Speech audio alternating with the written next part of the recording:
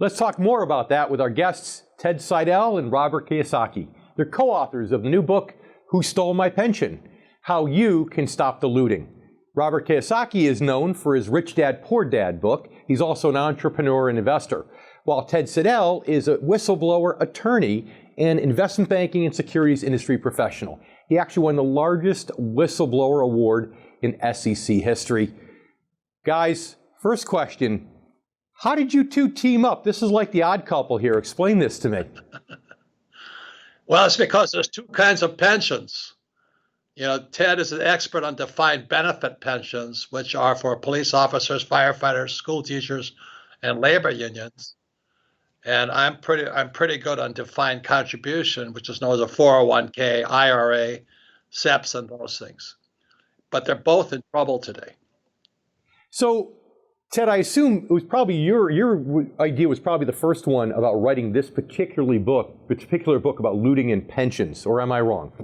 Well, Robert invited me to speak to a group leaving from Fort Lauderdale on a cruise with him, and they wanted to talk about pensions. So I talked about pensions, and it went very well. I kind of roamed through the audience with a microphone and answered questions, and Robert said at the end, let's do a book together. And so I was wrong. It was his idea. Look at that. It was really, he had a keen interest in pensions and invited me down. So I was eager to do a book because pensions are often, misunderstood, and there's a lot of needless complexity there. So I wanted to make it very simple so people could understand. Basically there are three components to the health of a pension. One is how much money goes into the pension pot. Another one is what happens to the money as it sits for 30 years cooking in the pot. And the third is what is the money that goes out in the form of benefits so you have contributions in, benefits paid out, and if any of those three things are amiss, the pension is in trouble. And we're going to break down all three of those in just a minute, but let me take a wild guess here. Robert, I assume the name of the book was primarily your idea, right or wrong? Well, that's right, because pensions are going to be the biggest. It's going to be 10 times bigger than this coronavirus thing, because the pensions have been stolen. Yeah, the nature of my question was just like that seemed like Robert Kiyosaki classic language to me when I first saw the title. We need to take a quick commercial break, gentlemen. We'll be back in a minute. We'll break this down further. Stay with us. We'll be back in a moment right here on The Income Generation.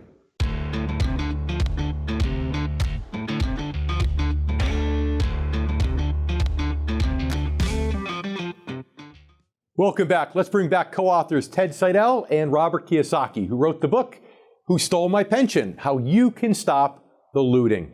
Thanks for sticking around, gentlemen. Thank you. So, okay, there's three factors. One is how much money comes in. And we just had something crazy happen this week. The interest rates plummeted. We got to a point earlier in the week, as you know, where the 30-year government bond, the yield on it went under 1% per year for the first time ever. That means that you're locking up your money for 30 years to make less than 1% per year. Gentlemen, how much is that going to affect that first lever adversely in terms of the money that needs to flow in these plans to make them work? Well, it's going to have a profound impact, but what the pensions have been doing over the last 15 years is, as the stock market has gone up and down since 2008, is they've been loading up on high-risk, high-cost investments like hedge funds and other alternative investments, seeking to get caught up. Your average American pension fund is 70% funded.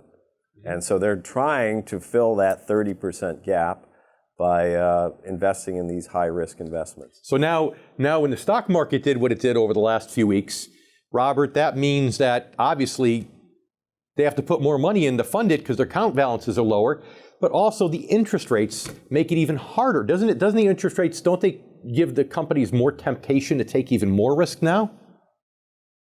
Well, that is the problem. I cover it in Who Stole My Pension. It really is the repo market. It's who the banks are borrowing from. And that's the biggest problem of all, and the average guy can't see that. So they see the stock market, they don't see the corporate credit market, and they don't see the repo market. So the reason Ted and I partners up on this is he's the expert. Like I was this chart over here, I was a pilot for the U.S. Marine Corps. And most of my friends went to become pilots for United Airlines and U.S. Airways and those guys, and their pensions were stolen. Right, Ted? That's right. Yeah. They were taken over by the federal government and slashed by over 50%. I remember that. That's terrible. And we could have another wave of those coming up, too, with what's happening with markets and interest rates. We need to take, unfortunately, another one of those pesky commercial breaks, gentlemen. We'll be back in a minute. And you stay with us, too. We'll be back here with a lot more from Ted and Robert right here on the Income Generation.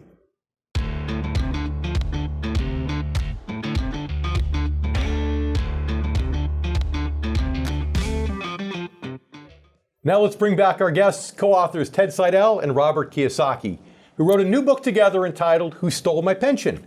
How Can You Stop the Looting? Gentlemen, we get to run for a little while now. No more quick commercial breaks. So let's delve deeper into it. So I get it. First problem is that with interest rates being low and the stock market bouncing around like a yo-yo, companies have to put more money in. That's tougher on them and their profit margins already being squeezed. But now let's talk about when the money's there, the fees. You and I talked about that a lot in our last interview going back just a few months. Tell us about some of those hidden fees. I think you said they could be as high as 6 to 9% in some situations. Tell our viewers about that. Yeah, that's absolutely right. Over the last 10 years or so, the fees that pensions pay have quadrupled and even gone even higher. And they're more opaque than ever. So I'm doing an investigation right now where a city pension fund in Rhode Island is paying 9% fees on a hedge fund-to-fund investment.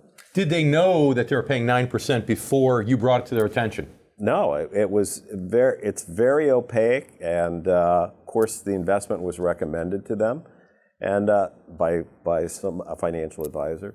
So fees are escalating at pension funds, and they eat away at the net return. Your words last time we spoke, and I've written it down.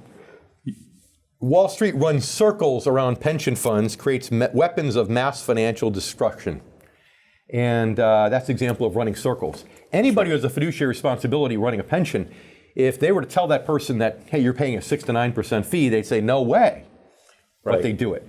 So Robert, we talked again now about the money coming in. We talked about the money while it's there. People they're tempted to take too much risk. The fees are too high. What's the problem with longevity and the back end of it, with the amount of money that ultimately has to come out of these pension plans? Well, it's not fair. That's what Ted is saying. That's what I'm saying. See, this other picture here, that's me as a pilot, and that's my poor dad. And he was a PhD from Stanford and all that.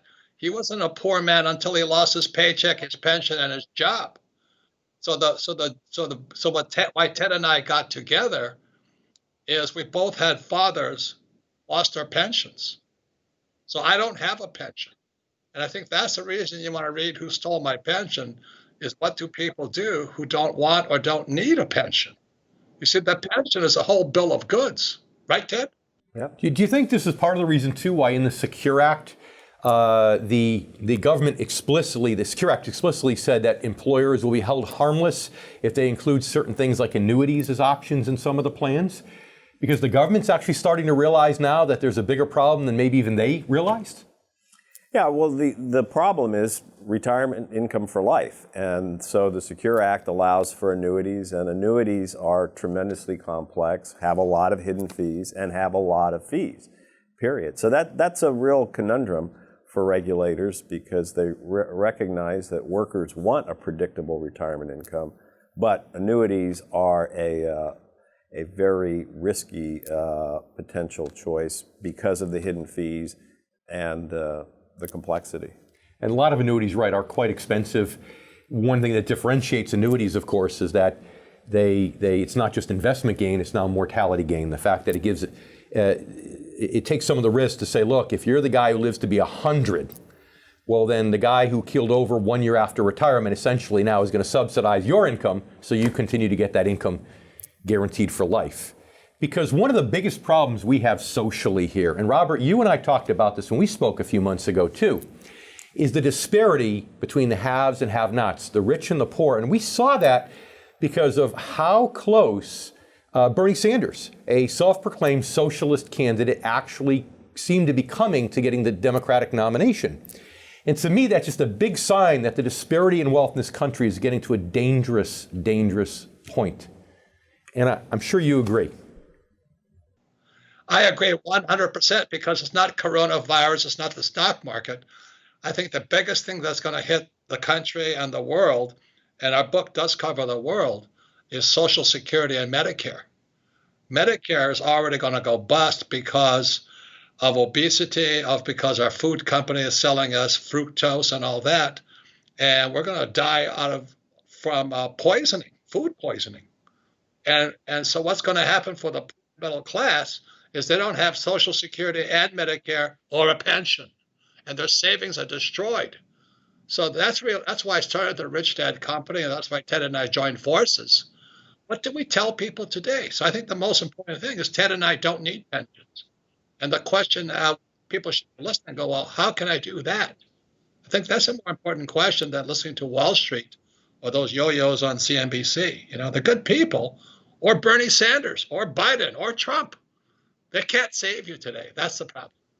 Well, it sounds like the FDA is the biggest thing to save the pensions, because if the FDA is basically approving things that shortens our life expectancy, that means the pension payouts don't have to go quite that far, right? But that's not how we want to solve the pension problem, gentlemen, correct? Right. And what we talk about in the book is that we're at the early stages of the greatest retirement pension crisis in the history of the United States and indeed the world. We're looking at 2 billion people on this planet soon over the age of 60.